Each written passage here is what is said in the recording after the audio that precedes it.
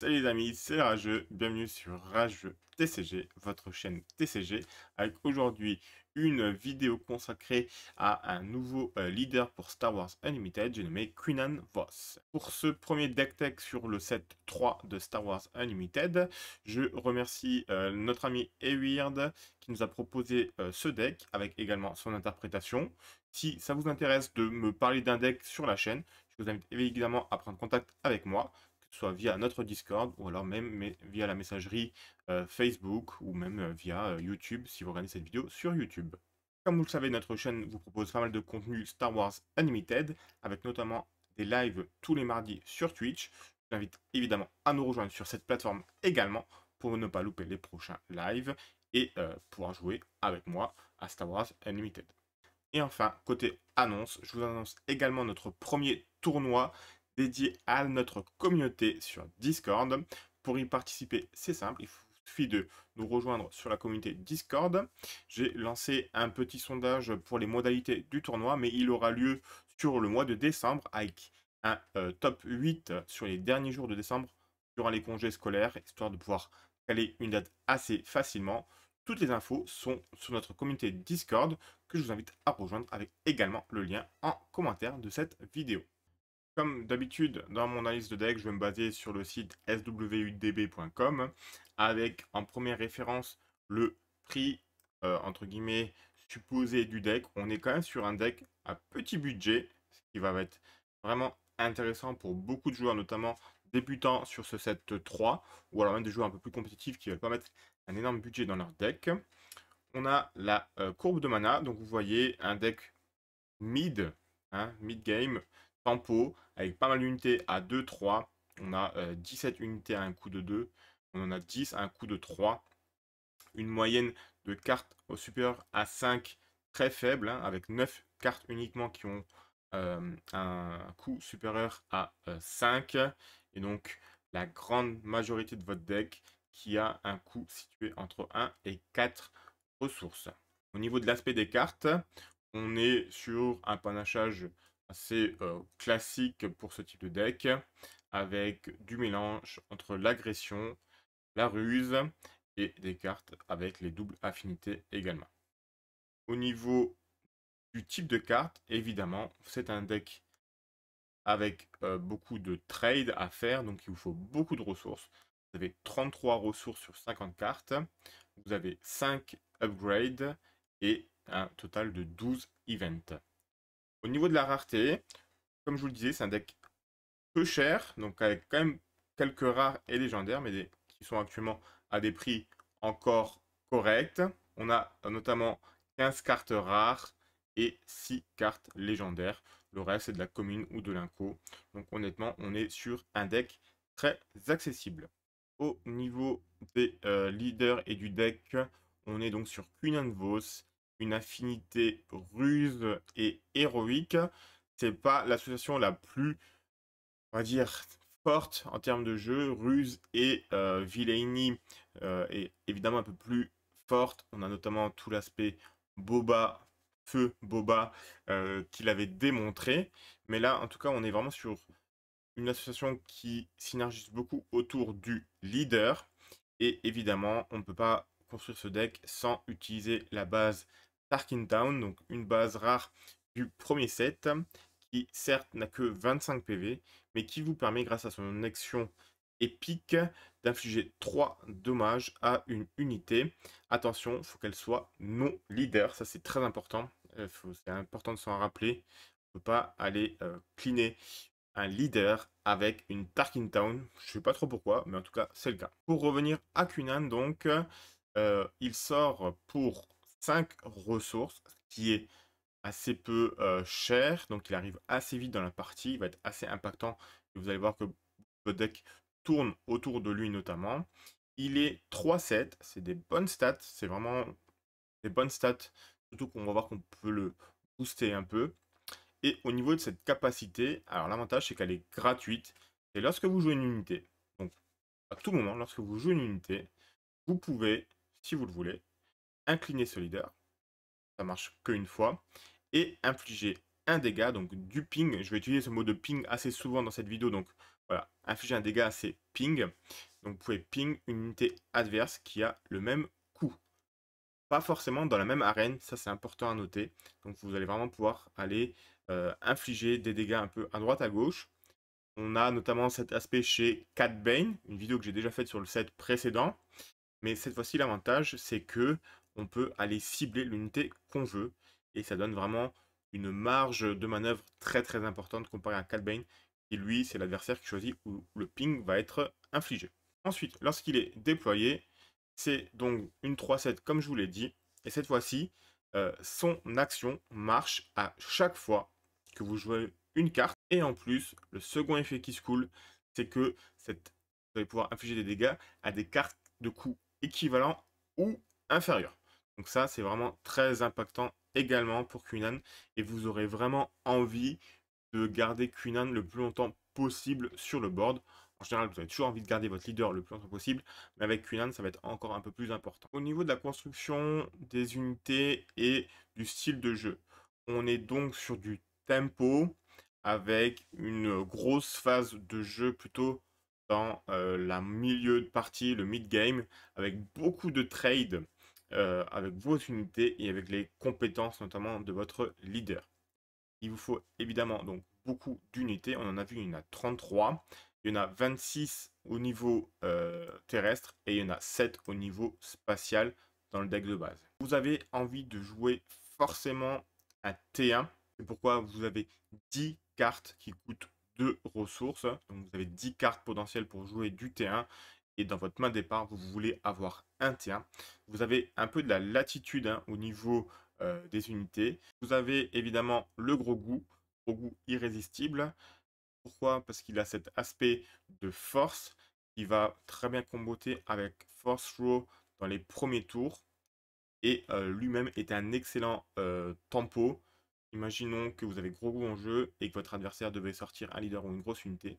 Si vous avez l'initiative, vous pouvez directement engager gros goût et bloquer tous les plans de jeu de votre adversaire avec ses 5 PV en plus. Il tank quand même pas mal, donc il en plus temporise les dégâts de votre adversaire qui va essayer de le cibler en général. Donc honnêtement, une très bonne carte dans ce deck qui est en 2 exemplaires. J'ai également choisi de mettre 2 exemplaires de R2D2. Cette version de R2D2 avec ses statistiques complètement folles de 2-4 pour 2, c'est vraiment incroyable. Et en plus, il a ce petit effet de pouvoir défausser une carte lorsqu'il est joué, prendre 3 cartes et en piocher une si vous êtes sur une main de départ un peu light et que vous avez déjà mulligan ou que vous ne voulez pas mulligan, vous pouvez partir avec cette main mais qu'elle est un peu light.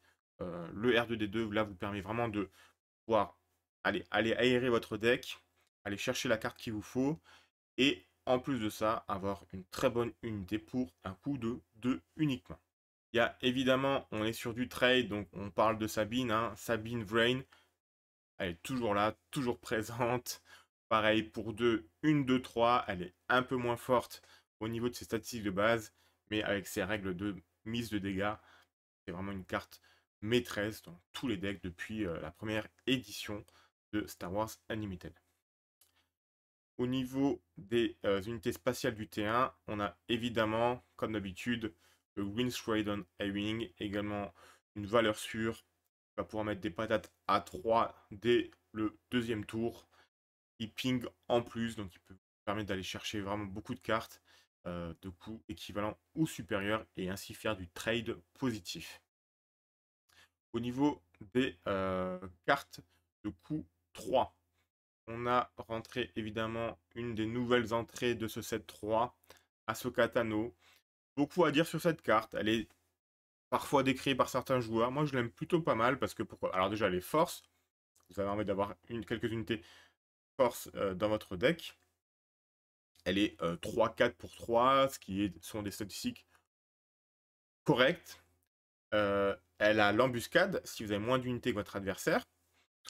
Dans une mécanique d'aller vraiment impacter votre adversaire au niveau du board, c'est-à-dire vraiment de faire du trade, une bonne carte. Elle peut aller tuer quelque chose en face et pour 2, revenir dans votre main, c'est-à-dire arriver, faire son ping, donc infliger un dégât, taper à 3, donc faire potentiellement 4 dégâts, prendre 3 dégâts en retour s'il faut, revenir dans votre main pour 2 et au prochain tour revenir, pinguer, etc. Donc on est vraiment sur une bonne carte dans ce deck. Parfois, je lui préfère quand même Ezra. Ezra qui est 3-4, donc c'est les mêmes statistiques que Ahsoka, mais qui, donc, étant toujours force, a cet aspect de améliorer un peu la vision du deck et un peu voir un peu les cartes à l'avance, donc et jouer des cartes en plus. Également une très bonne carte pour ses couleurs, en tout cas. Pour les cartes coûtant 3, j'ai également rentré 2 exemplaires de Red 3. Donc également une carte du set 1 qui est présente dans beaucoup de decks. Elle donne raid aux cartes héroïques. Toutes vos cartes unités sont héroïques, donc il n'y a pas de souci à vous faire là-dessus. Vos cartes auront raid 1 et vous permettront soit d'aller chercher des trades de valeur supérieure, soit d'aller infliger plus de dégâts à votre adversaire. Parce qu'à un moment, il va falloir quand même taper les PV de votre adversaire. Ensuite, on passe aux unités qui ont un coût de 4. Le classique, le K2SO, vous le connaissez par cœur. On est ici dans un deck qui va également avoir un gros aspect de défausse, de faire défausser votre adversaire. Et des fois, vous aurez envie que K2SO aille supprimer peut-être la dernière carte dans la main de votre adversaire. Donc voilà, K2SO a vraiment toute sa place dans ce deck. Il a quasiment sa place dans tous les decks qui utilisent de l'agression et de l'héroïque de toute façon. Une belle découverte et une belle carte de ce nouveau set, c'est la Sabine Vrain, mais cette fois-ci en version ruse. Une 4-4. Alors là, il y a beaucoup de choses à dire sur cette carte. C'est vraiment une clé, une carte maîtresse de votre deck. Quand elle est engagée, quand elle est exhausted, elle ne peut pas être attaquée. D'accord? Sauf si elle a Sentinelle, mais vous n'avez aucune possibilité de mettre Sentinelle dans ce deck. Lorsque vous attaquez, vous pouvez défausser la première carte de votre deck et infliger 2 dégâts à une unité terrestre. Donc vous rentrez Sabine, qui est engagée, donc qui ne peut pas être attaquée. Au tour suivant, vous lui attachez On Top of Things, qui est donc une plus 2, plus 0, et qui fait que cette carte ne peut pas être ciblée. Donc en gros, Sabine va être dégagée, il vous faut l'initiative, vous allez lui attacher On Top of Things. L'adversaire ne pourra pas venir l'attaquer ce tour-ci. Vous allez infliger vos 6 dégâts, potentiellement plus 2 sur une unité grâce à la défausse. Et ensuite, une fois que Sabine est engagée, elle n'est plus ciblable également par des attaques adverses. Et donc, si vous reprenez l'initiative, vous vous réattaquez avec Sabine, vous infligez potentiellement 12 dégâts avec Sabine, plus 4 sur des unités adverses. C'est vraiment un excellent combo, je pense, avec ses couleurs de ruse et d'héroïque. Au niveau des cartes de coup 5, donc là on est sur le Anakin Skywalker qui rentre également avec ce set 3 dans le top des cartes agression et héroïque. Lorsqu'il est coordinate, quand il attaque, vous pouvez piocher une carte. Vous allez manquer de cartes au bout d'un moment. Avoir cette unité pour piocher, ça va être très bon. Mais de toute façon, quoi qu'il arrive, 5, une 6-6, c'est excellent. Et même sans la coordination, cette carte vaut son coup et vaut d'être en jeu. Une nouvelle pépite hein, pour moi de ce set 3 qui mériterait même d'être pour moi quasiment une rare. C'est Plo Koon, donc il a les bonnes couleurs, il est ruse et héroïque. Il a l'embuscade. Donc l'embuscade, il a tout le temps, il faut bien y penser. L'embuscade, il a tout le temps. Mais en plus de ça, s'il a la coordination, il a raid 3. Donc il embûche à 6. C'est incroyable. Euh, il lui faut juste 2 petits copains sur le board. Mais il peut embûcher à 6. Et vous le savez, je le répète à chacune de mes vidéos, le palier de force que vous voulez chercher dans Star Wars Unlimited, c'est 5. À partir de 5 en attaque, vous arrivez à clean 80% des cartes adverses au moins de coups équivalents. Donc si là en plus vous avez 6, c'est jackpot. Et vous avez vraiment envie de rentrer du Plo Koon en embuscade. Et c'est uniquement une inco. Franchement, c'est uniquement une inco. Il mériterait quasiment d'être rare. Autre carte de coup équivalent à 5, c'est cette fois-ci en spatial. Et c'est la corvette sénatoriale. Pourquoi ce choix? Alors, c'est aussi une nouvelle carte qui me plaît bien. Pourquoi? Parce qu'elle est 5/4, donc c'est quand même une bonne menace. Il est saboteur, donc s'il y a du shield de la sentinelle en face niveau espace, bah, on s'en fiche, on passe à travers. Il va falloir, à partir du tour 5, 6, 7, pour ce deck, aller commencer à tataner les PV adverses. Donc voilà, 5 dégâts, potentiellement 10 sur 2 tours, on prend. Et en plus, si votre adversaire avait bah, le bon goût de la détruire, il va devoir se défausser d'une carte. Comme je vous ai dit, ce deck va tourner autour du tempo, de la discard. Donc cette carte remplit un peu ben, tous les rôles qui est demandé pour ce deck. La carte la plus chère niveau ressources de ce deck, c'est évidemment le Mace Windu pour 7. Il est en 3 exemplaires. Si vous le piochez en début de partie, évidemment il partira en ressources. Mais à partir du tour 4, 5, 6, si vous le piochez, vous serez assez content. Voilà, on décrit plus Mace Windu, c'est vraiment voilà, une pièce maîtresse dans Star Wars Unlimited. Que 5 en attaque, certes, mais il a l'embuscade et si il arrive à détruire une unité adverse, il se redresse. Il y a beaucoup de tokens qui vont apparaître, il y a beaucoup de petites cibles qui vont apparaître et on va être un peu sur une méta, je pense, dominée par la Sabine avec beaucoup de petites menaces. Alors certes, il arrivera tard, c'est pas lui qui va vous rattraper in-game, mais en arrivant et en tuant potentiellement 2 ou 3 tokens, plus encore en allant taper soit une grosse menace, soit les PV de l'adversaire, il peut vraiment retourner des games. Et en plus, l'illustration est ultra stylée. Pour parler un peu des events de ce deck, on a évidemment le Force Row, vous aurez beaucoup de cartes Force dans ce deck. À part les premières cartes, elles sont quasiment toutes Force. Donc vous allez faire défausser votre adversaire pour 1 et en plus lui infliger des dégâts. Tout ce que ce deck veut faire, cette carte le fait. Donc Force Stroke, c'est vraiment la pièce maîtresse également de ce deck. Des Spark of Rebellion, il n'y en a que 2 dans cet exemplaire dans le deck de base. Il y en a un troisième pour les match-up contre tout ce qui va être trop contrôle. Voilà, faire défausser l'adversaire. La mécanique est assez simple. Vous voulez absolument que votre adversaire ait l'initiative avec ce deck, d'accord? Vous voulez que votre adversaire joue en premier. Si jamais votre adversaire a compris le truc et vous laisse jouer en premier, ou alors voilà, si vous tirez l'initiative de votre côté. Donc si l'adversaire joue en premier, et ben vous jouerez une unité pour pouvoir ping, donc infliger des dégâts. Si c'est vous qui avez l'initiative et que votre adversaire n'a donc pas d'unité en face, vous espérez avoir une Spark of Rebellion en main, pouvoir la jouer dès le premier tour, première activation, voir la main de votre adversaire et lui enlever potentiellement une carte qui vous embêterait. Donc voilà, Spark of Rebellion très important et notamment dans tout ce qui va être match-up trop contrôle, allez enlever des cartes maîtresses dans un deck contrôle, ben, ça vous fera gagner la partie. Sur Price Strike, évidemment, on est dans un deck de trade et on est dans un deck de mid pour aller gagner la partie. Des fois, il manque un ou deux dégâts pour aller remporter la victoire. Sur Price Strike, c'est toujours une carte très appréciée. Elle vous fait pas perdre de tour. Vous attaquez directement à +3. Il y a beaucoup de parties qui sont terminées sur une Price Strike pour aller mettre les derniers PV. Il y a 2 Waylay également, dans ce sens de si jamais vous n'arrivez pas à trade, ou alors vous êtes dans une situation un peu compliquée pour aller trade, renvoyez simplement la carte dans la main de son adversaire, surtout si elle a été boostée avec des améliorations, des choses comme ça. Ça fait extrêmement plaisir, ça ralentit l'adversaire, et puis ça vous permettra d'aller mettre des PV sans perdre de cartes. J'ai fait le choix de mettre 2 pillages de base dans ce deck, donc encore une fois, on est sur une volonté d'empêcher l'adversaire de jouer, soit en lui détruisant ses unités qui arrivent sur le terrain, soit, la manière encore plus simple, c'est de simplement supprimer ces unités avant même qu'elles arrivent sur le terrain. Et pillage est vraiment une vraie plaie contre certains match-ups parce qu'elle va simplement enlever 50% potentiellement de la main de votre adversaire. Dans certains match-ups, ça ne sera pas très nécessaire, ça partira peut-être en ressources.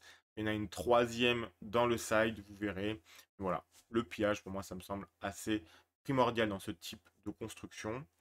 Une dernière des cartes qu'on n'a pas eu dans le deck, c'est évidemment le Hotshot DL44 Blaster, une carte du set précédent qui rentre dans tellement de decks. Je crois que tous les decks agression jouent cette carte, même les decks qui ne le sont pas. En plus, vous avez les bonnes couleurs pour pouvoir le jouer depuis votre contrebande. Pour 3, elle arrivera de la contrebande. Votre unité pourra attaquer directement à +2. Plein de surprises à faire. C'est votre seule carte qui va se jouer de la contrebande. Donc pensez-y, hein, si vous le mettez en contrebande, pensez à ne pas oublier le Hotshot L4 Plaster.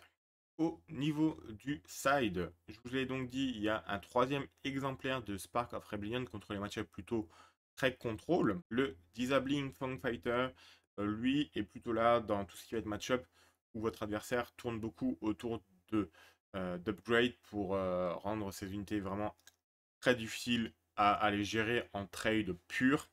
Je pense à des Darksaber, je pense à Feu l'armure de Boba, mais qui peut toujours être présent dans des Boba d'Amayo. Donc voilà, ce gros type, si vous voyez votre adversaire joue ce gros type d'amélioration qui ont vraiment un très fort impact en jeu, ben vous allez rentrer 2 Disabling, c'est toujours de la menace spatiale, et en plus, ben, ça va vous permettre d'aller détruire des upgrades chez votre adversaire. J'ai un troisième exemplaire de Waylay, également toujours dans ces match-ups de boost, d'amélioration. Et ben vous renvoyez la carte dans la main de votre adversaire. Et en plus, il perd ses améliorations. C'est toujours plaisir d'avoir ça en main. Le Ozituck. Alors, là-dessus, Weird est assez clair dans sa philosophie. Et je la partage. On aurait pu rentrer un Millennium Falcon, d'accord? Mais le problème, c'est le faucon, il faut à chaque fois payer une de ressources pour pouvoir le garder en jeu. Et vous êtes dans un deck où vous n'allez pas avoir envie de monter beaucoup au niveau de vos ressources. Vous allez vous arrêter vers 6, potentiellement 7 s'il y a un Mace qui va tomber. Donc, à chaque fois, être pénalisé, payer la taxe de 1, ça peut être vraiment embêtant. Surtout que l'Ozituck, en fait, pour un de plus que le faucon que vous allez payer une fois, donc, il a les mêmes stats, hein, 3-4, et il a l'embuscade, donc comme le faucon qui arrive dégagé. Bon, là, vous ne pourrez pas attaquer les PV, mais certes. Et il ping, en fait. Il va pinguer, il va mettre un quatrième dégât. Donc, pour 4, potentiellement, vous allez pouvoir taper des unités de 4 et des unités spatiales qui ont 4 en défense. Il n'a pas des masses, donc vous allez pouvoir aller chercher un peu toutes les menaces spatiales qui sont un peu trop impactantes. Je pense au Lurking Tai par exemple, ou alors à d'autres unités spatiales un peu embêtantes, voire des sentinelles. Ensuite, je vais parler donc le troisième exemplaire de pillage contre les match-ups trop contrôle. Et enfin, la grosse menace de ce deck contre ce qui va durer un peu trop longtemps en partie. Le contrôle aussi, contre le contrôle ça marche plutôt bien aussi. C'est le Tranquility. Donc pour 7, en héroïque uniquement, une 7-6. En spatial, c'est toujours une grosse menace. Lorsqu'il est joué, vous pouvez renvoyer une unité République de votre défausse dans votre main. Imaginons, à tout hasard, vu que c'est un coup de 7, vous serez assez loin dans la partie, un Mace Windu qui aurait été détruit, qui aurait bien fait son boulot et qui serait sacrifié pour aller prendre une grosse unité, et bien avec un Tranquility, il revient dans votre main, et le tour prochain, il pourra refaire son taf. Et en plus, il pourra être joué pour un de moins, vu qu'il est République. Donc vraiment, une très bonne carte, un très bon ajout pour ce deck qui tourne beaucoup autour de la force, de la République, etc. Donc vous aurez compris, un deck de trade, donc vous avez envie de remonter potentiellement vos unités dans la main, en plus de les jouer pour un de moins. Très bonne carte également dans ce side, je pense. Je vous propose une petite analyse de ce deck. Donc je vais jouer contre Eweird sur Tabletop Simulator. Évidemment, Karabast étant pour l'instant hors service, je passe par Tabletop Simulator et je remercie énormément Eweird d'avoir joué contre moi pour ce deck. Donc sur ma main de départ, je vais donc partir sur une main avec honnêtement des T1, de la force. J'ai du T1, du T2, du T3. Le coup me semble un peu cher, parce que je ne vais pas pouvoir le jouer assez rapidement. Je pense qu'il partira en ressources. Et entre Sabine et, et entre Sabine, pardon, entre Ezra et Ahsoka, je vais plutôt garder Ahsoka pour histoire d'avoir de l'embuscade. Donc voilà, je vais partir sur cette main de départ avec en ressources donc Cocoon, un peu cher, et Ezra qui fait un peu de doublon avec Ahsoka. sachant que j'ai une force show en main, donc j'ai envie d'avoir mes unités force. Je l'aurai avec Ahsoka à partir du tour 3-4. On est sur un match-up assez sympa. Vous avez en face de moi donc un Anakin également ruse. On va taper également force, très fort. Et au niveau du trade, ça risque d'être un peu compliqué à gérer. Donc premier tour, je rentre donc un A-Wing. Il n'y a rien qui rentre côté adverse. Ça, c'est assez intéressant. Et moi, je vais pouvoir imposer un peu mon jeu. Donc là, j'ai pingé, j'ai pas pu pinguer, hein, vu que le A-Wing, il est pas, il n'y avait rien en face. Mon adversaire rentre une Ahsoka. Et moi, pareil, je vais pouvoir rentrer une Ahsoka, pareil, qui n'a donc pas l'embuscade parce que j'ai plus d'unités que mon adversaire. Par contre, je ping, donc je lui mets déjà un petit dégât, ce qui, vous voyez, en cas de trade entre Ahsoka, me rend le trade en ma faveur. Vous voyez un peu tout l'intérêt de pouvoir pinguer les adversaires. Là, je fais le choix même de supprimer directement son Ahsoka avec ma Tarkin Town. Donc la Tarkin Town, c'est vraiment une carte à utiliser très rapidement, je pense, pour pouvoir prendre le contrôle du board. Là, vous voyez, on est à la fin du deuxième tour. J'ai deux unités assez impactantes et mon adversaire n'a rien en main. Donc, plutôt intéressant d'avoir utilisé Tarkinton à ce moment-là. Même si j'aurais pu l'utiliser un peu plus tard, je pense, ça aurait aussi été judicieux. La deuxième Asuka, elle part en ressources. Et je suis sur un 4 ressources où je peux potentiellement soit aller défausser des cartes à mon adversaire, potentiellement même lui défausser deux cartes, ce qui va lui faire assez mal, je pense. Ou alors rentrer une Sabine et dans ce cas, continuer à prendre un peu le contrôle sur le board. Vu que mon adversaire a rentré un K2SO, ma Sabine pourrait se faire attaquer directement et détruire sans avoir vraiment d'impact. Donc je préfère mieux jouer une Spark, pouvoir voir la main de mon adversaire et potentiellement lui retirer des menaces qui seraient un peu trop embêtantes pour moi. Alors mon adversaire il part sur une main de départ qui est pas géniale, hein, honnêtement. Euh, donc il a la carte qui permet de jouer une carte qui a le même mot-clé pour 5 de moins. Donc il aurait pu rentrer potentiellement Kit Fisto ou Plo Koon. Et je vais lui supprimer cette carte et je vais lui laisser deux Jedi en main. Sachant que je savais que je l'ai en plus de ça lui jouer un Force Throw.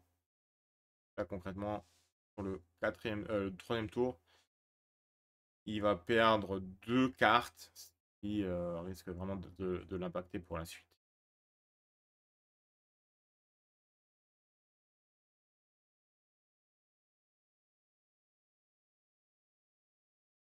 Là, je décide de lui infliger d'abord les dégâts. Mon adversaire a pris l'initiative. La Sabine, la Ahsoka, pardon, n'est pas assez forte pour pouvoir prendre K2SO. Mais par contre, si je joue le Force Show, je pourrais en plus détruire K2SO. Bon, je vais ne pas le faire, de mettre plutôt des dégâts au niveau de la base. Et d'obliger mon adversaire à venir m'attaquer Ahsoka s'il veut vraiment impacter mes dégâts.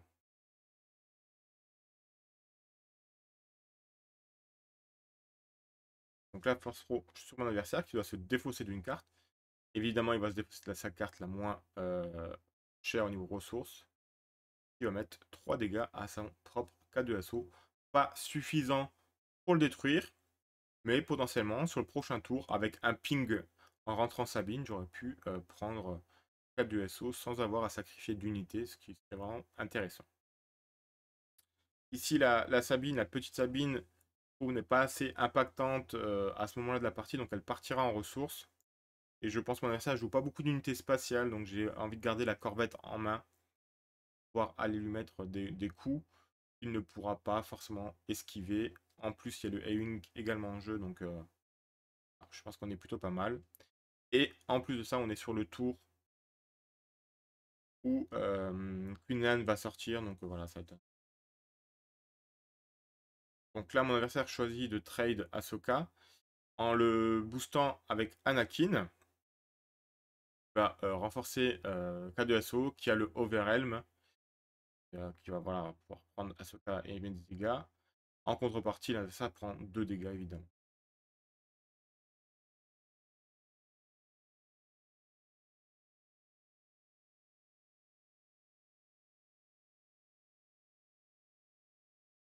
À ce moment de la partie, je sais que mon adversaire en main a 2 gros Jedi. Il a un Plo Koon et il a un Kit Fisto. Donc je me dis également que l'arène terrestre, c'est peut-être pas la meilleure arène pour aller mettre des unités.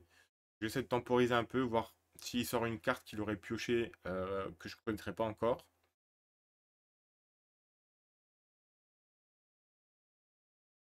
Et voilà, donc ça c'est Anakin. Je ne savais pas qu'il l'avait en main. En plus, un Jedi de plus très fort en main. Ça peut être assez embêtant. Et ça me motive un peu à me dire que l'arène terrestre, c'est peut-être pas celle-là où je vais aller chercher le trade le plus contre ce match-up en tout cas. Je vais rentrer la navette. Et c'est un peu pour l'instant le terrestre à mon adversaire. Évidemment, vous avez une base à 25 PV uniquement, donc il ne faut pas non plus trop ignorer le côté terrestre. Évidemment, il y a Queen qui va arriver, qui est une grosse menace. Et voilà, je me dis qu'au niveau des dégâts, je suis quand même plutôt pas mal. 17-5 à ce niveau de la partie. Encore un peu de marge malgré mes 20 PV restants.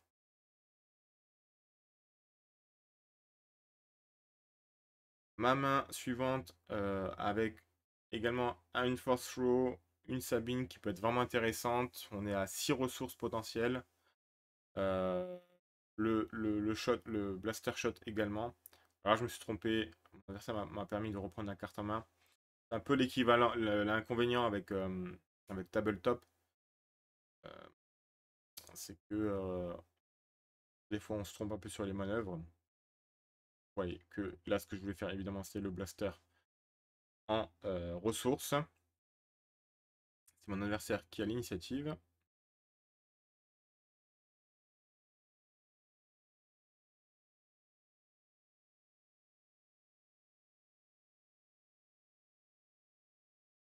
Et qui fait le choix de taper ma base à 6 avec son Anakin. Je pense qu'il s'est également rendu compte qu'il aurait vraiment la domination au niveau terrestre et qui veut vraiment aller m'impacter, mais que 25 PV.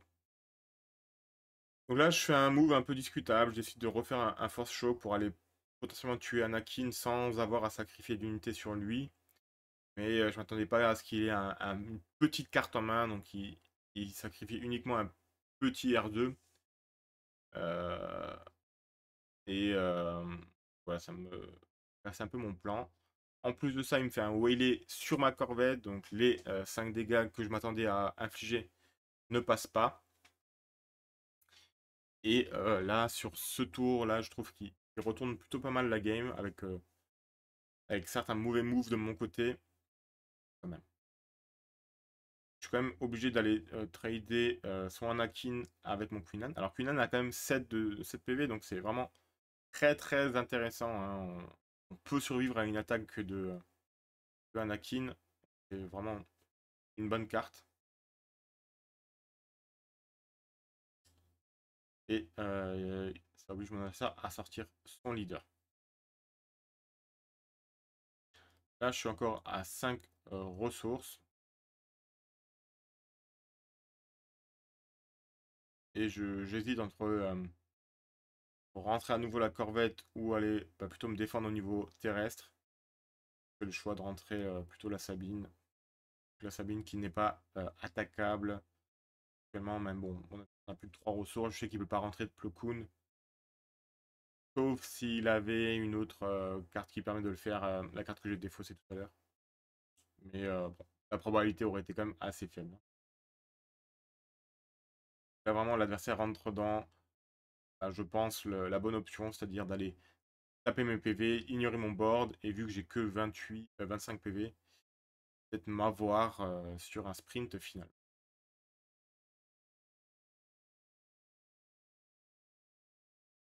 Là, je sais que s'il retape, il a gagné, donc je prends l'initiative pour aller trader son Anakin avant qu'il finisse ma partie, hein, en fait. Hein. Là, l'erreur, ça aurait été d'attaquer avec le A-Wing et puis j'aurais donné la victoire à mon adversaire.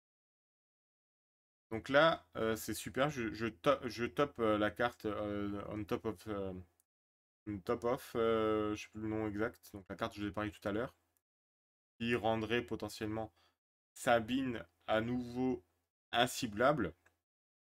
Mais en fait, je vais être obligé pour aller euh, supprimer le Anakin.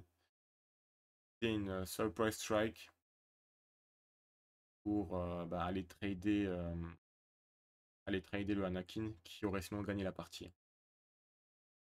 Voilà, le Surprise Strike sur la Sabine qui passe à 7 et qui peut one-shot le Anakin.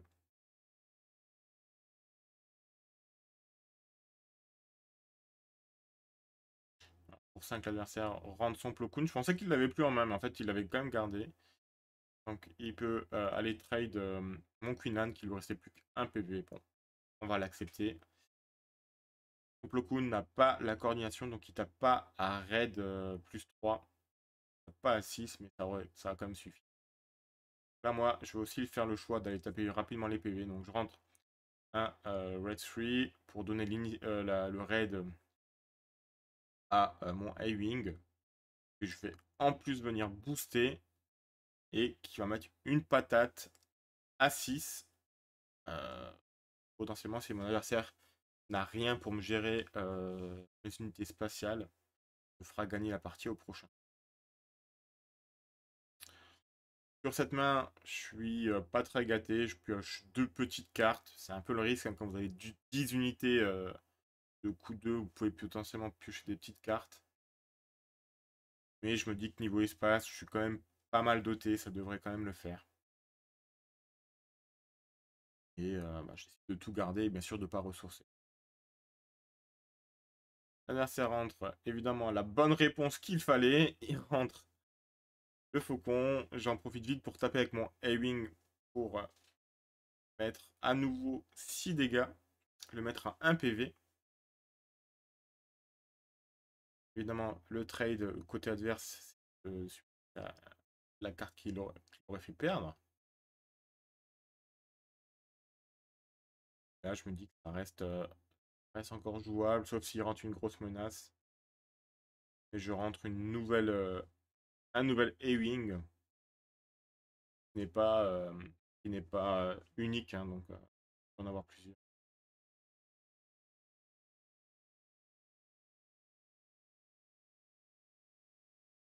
Là, mon adversaire cherche un move out. Et je crois pas qu'il y en a. Là, potentiellement, même s'il tape avec un Plo Koon en raid plus 3, il met également un PV. Et voilà, la prise d'initiative, en fait, me reste la victoire. Mais à un PV près, j'aurais pu faire. Là, c'est serré. Un peu l'inconvénient de la Tarkin Town, hein, c'est 25 PV, donc ça se, ça se négocie d'une certaine manière. Mais le fait que vous ayez la possibilité d'infliger 3 dégâts, de prendre encore plus l'avantage au niveau du board, c'est vraiment une mécanique qu'il faut savoir maîtriser et prendre en considération. Et voilà les amis pour cette analyse du deck Queen and Vos, un deck tempo, trade, défausse, vraiment tout ce qu'il faut pour faire soit rager votre adversaire, mais vous assurer une victoire assez rapide avec un deck vraiment plutôt low budget hein, pour un TCG et qui va vraiment vous permettre de prendre du plaisir et d'affronter vraiment tout type de deck, que ce soit un peu de l'aggro ou un peu du contrôle mid. Vous avez un peu les réponses contre tout, que ce soit dans le deck principal ou dans le side.